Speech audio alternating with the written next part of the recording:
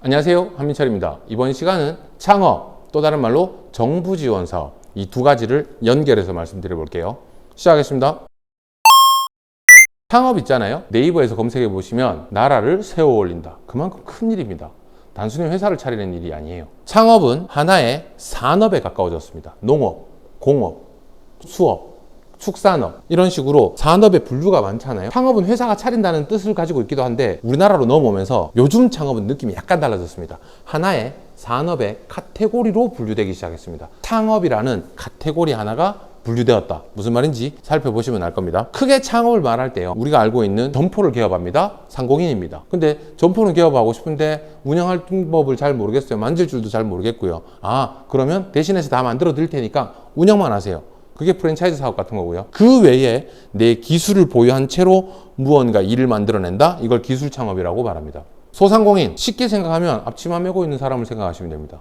두 번째, 프랜차이즈. 워낙 다양하고 많이 생겨나고 많이 사라지고 합니다. 기술 창업에 대해서 집중적으로 다뤄보자면요, 기술 창업은 크게 이 세 가지로 분류됩니다. 새로운 것들을 만들어낸다, 또는 새로운 기술을 발견해낸다, 또는 저희가 지식을 가지고 있는 플랫폼을 만들어낸다. 뭐 대표적인 예가 여기어때, 배달의 민족, 이런 것들 있잖아요. 이런 것들을 지식 서비스 쪽에 가깝다고 볼 수 있죠. 스타트업, 이런 말 없었습니다. 2010년 초중반부터 외국 어디선가부터 들어오기 시작했고요. 그 전까지만 해도 우리나라 사람들은 회사를 차리면 창업했어 이런 말을 한다기보다 개업했어, 내일 해보려고 라고 많이 표현했지, 창업했습니다, 스타트업을 하기 시작했습니다, 이런 말 안 했습니다. 언젠가부터 개념이 들어오기 시작했죠. 스타트업, 어떤 이미지인가요? 이런 이미지시죠. 되게 멋떨어진 곳에서 발표를 하고 투자를 받고 회사를 키워나가고 투자를 받아서 주식을 제공하고 이런 것들을 많이 봤을 거예요. 그게 어디가 본진이냐? 창업자들의 성지, 미국의 샌프란시스코의 실리콘밸리라는 곳에서 출발했습니다. 왜 실리콘밸리냐고요? 실리콘 공장이 있는 협곡이었어요. 이걸 실리콘밸리라고 했고요. 지금 현재는 세상에 아주 최고의 유수한 기업들만 모여있는 그 동네가 돼버렸죠. 여기서 하는 모든 것들이 기준이 됩니다. 그 기준들을 우리나라로 가지고 들어오기 시작했죠. 저도 몇 년 동안 미국 실리콘밸리에서 창업 활동을 계속해서 진행해 왔었어요. 해서 배운 건 민간주도 창업입니다. 정부는 아주 작은 역할만 수행하고요, 나머지는 시장에 애덤 스미스의 보이지 않는 손에게 맡겨버립니다. 시장이 자생할 수 있게. 투자자들을 만나고, 창업자들은 회사를 만들고요, 회사를 만든 사람들은 투자자를 만나고요, 그 투자자들은 회사에 투자를 하고요, 그렇게 회사를 같이 키워나가는 거예요. 모두가 국가의 개입은 거의 없습니다. 문제는 이걸 우리나라로 가지고 올 때 문제인데요, 우리나라는 정부 주도 창업이 될 수밖에 없는 이유가 두 가지가 있습니다. 첫 번째, 큰 회사는 잘하고 있습니다. 작은 회사, 그러니까 시작하는 회사들은 법인의 개념이 약합니다. 무슨 말이냐면 우리나라 사람들의 인식에는 법인 회사의 대표이사님은 그 회사 주인장이라는 개념이 강하죠. 두 번째, 우리나라 사람들은 투자라고 하면 언젠가 갚아야 할 돈에다가 생각이 많이 가 있습니다. 사실은 그렇지 않습니다. 잘 알고 계실 거라고 생각하고요. 근데 그런 개념이 많이 박혀 있는 나라에 스타트업이라는 개념이 들어올 때는 민간 주도 창업을 초기하기 힘들어요. 그러면 누가 해야 되느냐? 정부가 큰 정부의 역할을 하는 수밖에 없는 거죠.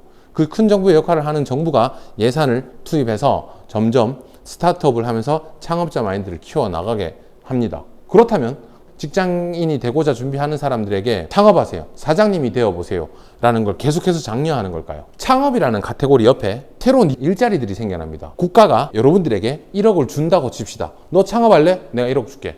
대신 안 갚아도 돼. 1년 동안 써봐봐. 하고 나면 어떤 일들이 생기는지 봅시다. 첫 번째, 국가가 돈을 주고 이 사람을 창업을 시켰어요. 이 사람은 이제 더 이상 실업자가 아니에요. 청년 실업이 해결됐죠. 근데 거기다 단서를 납니다. 한두 명 정도 더 채용해. 그렇다면 내가 1억을 줄게. 그러면 한두 명 더 일자리가 해결이 되겠죠. 그게 또 하나의 일자리입니다. 두 번째, 이 내가 준 1억은 그냥 쓰면 안 돼. 반드시 영수증을 증빙해서 써야 한다. 세금 계산서, 카드 명세서, 현금 영수증 정확하게 써야 돼. 알겠지? 나중에 다 제출해야 돼. 그렇게 하면 무슨 일이 생기나요? 돈을 투명하게 썼기 때문에 그게 시장 안으로 들어가서 흘러 들어가더라도 모든 그 자금 사용에 대한 정보가 남아있기 때문에 그 정보를 기반해서 국가가 세금을 징수할 수 있습니다. 어떻게? 깨끗하게요. 또 하나, 국가가요 100명의 기업인들, 100명의 창업자들에게 지원을 다 해줬는데 100명이 다 망할 수 있어요. 그러면 1000명에게 1억씩 지원을 했다고 칩시다. 그 중에 한 명 정도는 어때요? 성공할 수 있다는 거죠. 그 중에 한 명이 성공해서 실제로 매출을 많이 일으키는 아주 큰 회사가 되었다 칩시다. 1000명이 창업을 하고 그 중에 한 명이 큰 잭팟을 터뜨리는 기업이 됐어요. 그 기업이 나머지 1000명을 못 먹여 살릴까요? 우리나라는 자원이 충분하지 않습니다. 그렇기 때문에 끊임없이 기술 개발을 해야 되고요. 끊임없이 뭔가를 새로운 세상들을 만들어 가야 돼요. 국가가 지원을 해주고요. 기술 개발을 계속하라고 독려해 줍니다. 어떻게 될까요? 기술 개발을 하겠죠. 수많은 특허들이 생겨날 거고요. 수많은 신기술들이 생겨날 수 있습니다. 그 신기술들이 지금 당장 꽃을 피우지 못하더라도 다른 세상, 다른 곳에 갔을 때 그걸 충분히 꽃 피울 수도 있다는 얘기인 거고요. 마지막인데요. 결국엔요. 국가가 여러분들에게 준 1억은 결국 1년 동안 다 소비가 됩니다. 그 소비된 돈들은 어디로 가나요? 외국으로 날아갔나요? 아닙니다. 우리 국가 내부에 또 다른 사람들에게 그 돈이 흘러 들어갑니다.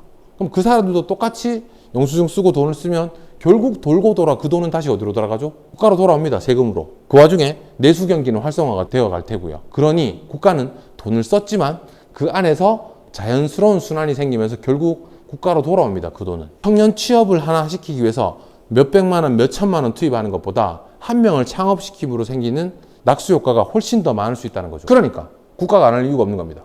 이건 어디까지나 제 의견일 뿐입니다. 약간 정보를 좀 알면 좋은데요. 정부가 돈을 출자합니다. 정부가 돈을 내려줘요. 그러면 그 돈을 책임지고 쓸 곳이 필요하겠죠. 그걸 주관기관이라고 합니다. 그곳에 우리가 가서 신청을 하죠. 저희한테 돈을 좀 주세요. 저희를 좀 지원해 주세요. 라고 해서 우리가 지원을 받았어요. 지원을 받은 우리 같은 기업들은 수혜 기업이라고 합니다.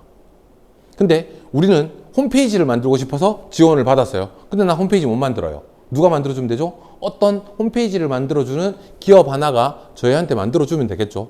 그럼 무슨 말이냐? 모든 혜택을 받는 우리 같은 기업들은 수혜 기업이라고 하고요. 우리 같은 기업에게 정부로부터 돈을 받아서 홈페이지를 만들어주는 곳을 수행 기업이라고 보시면 됩니다. 요 용어는 알고 가셔야 돼요. 주관, 수행, 수혜. 요건 이해하셔야 됩니다. 그렇다면 수혜 기업 근처에 어떤 일이 생기느냐? 이런 일들이 생깁니다. 뭐죠? 다 일자리입니다. 우리 같은 수혜 기업들은 아직 생겨난 지 얼마 안 된 기업인들이고요. 이제 창업을 막 시작했기 때문에 세금, 마케팅, 제조 아무것도 아는 게 없어요. 그럼 누군가 다 가르쳐 줘야 될 거 아니에요. 그 저한테 좀 도움을 주셔야 될 거 아닙니까? 그걸 국가가 지원해 주기로 했잖아요. 누가 해주는데요? 누군가 사람이 지원해 줘야 되잖아요. 그런 사람들이 일자리가 생겨나기 시작합니다. 그러니 이런 일자리들이 생겨난 산업을 깨뜨리기가 쉬울까요? 쉽지 않습니다.